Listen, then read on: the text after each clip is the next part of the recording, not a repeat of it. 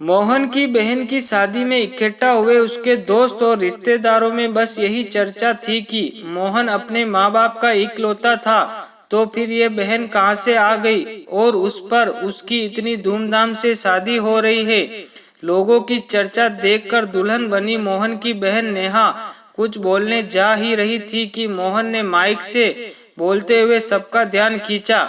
भाइयों बहनों और सभी अतिथि गण, आप सभी की शंकाओं को दूर करते हुए मैं बता दूं कि नेहा मेरे स्वर्गीय चाचा जी की सुपुत्री है, जिन्होंने अपने निधन से पहले मुझे इस लायक समझ मेरी बहन की शादी की जिम्मेदारी सौंपी थी। आप सभी का मेरी बहन के शुभ विवाह में स्वागत है। कृपया उसे उसके नव जीवन के लिए शुभ आशीष दे। सभी मेहमानों के बीच एक बुजुर्ग महिला और उसके समीप खड़ी लड़की की आंखों में दुल्हन बनी हुई नेहा के साथ साथ भीग रही थी।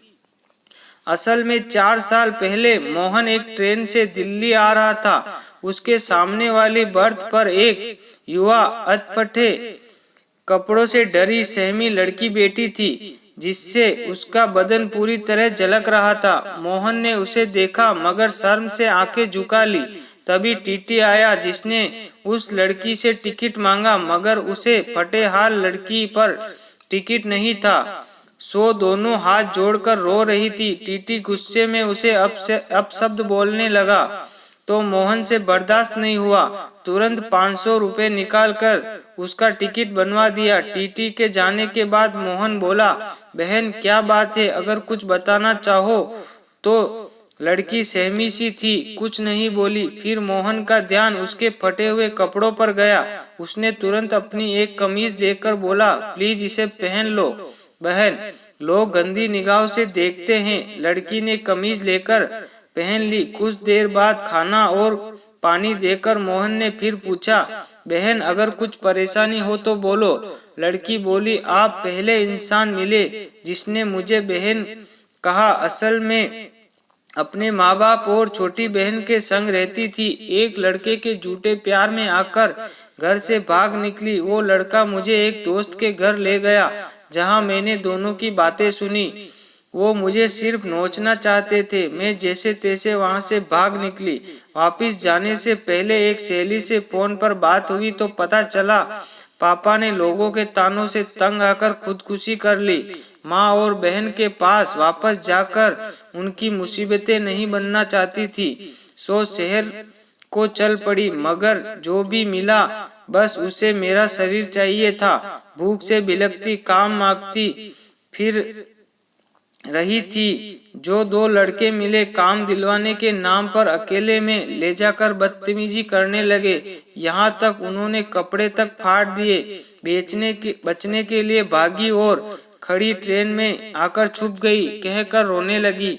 मोहन ने उसे चुप कराया और खाना खिलाया।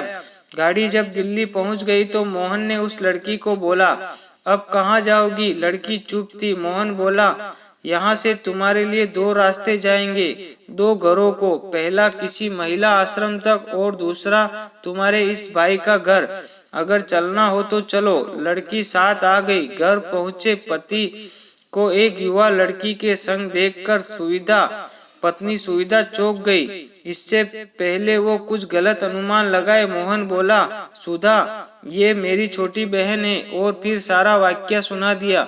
सुधा भी उसे अपना लिया, साथ ही उसकी अच्छे से देखभाल की। दोनों का रिश्ता भाभी ननंद का था, मगर दोनों सगी बहनों जैसी रहती थी। समय बीतता गया। लड़की नेहा की जान बन गई और आखिर 4 साल बाद एक अच्छे लड़के से आज धूमधाम से उसकी शादी थी। मेरे दोस्तों, मैंने अपने पापा से हमेशा यही सीखा है कि अकेली लड़की मौका नहीं बल्कि जिम्मेदारी होती है। दोस्तों, कहानी अच्छी लगी हो तो कमेंट करके जरूर बताएं और कहानी को ज्यादा से ज्यादा शेयर करें। नमस्कार।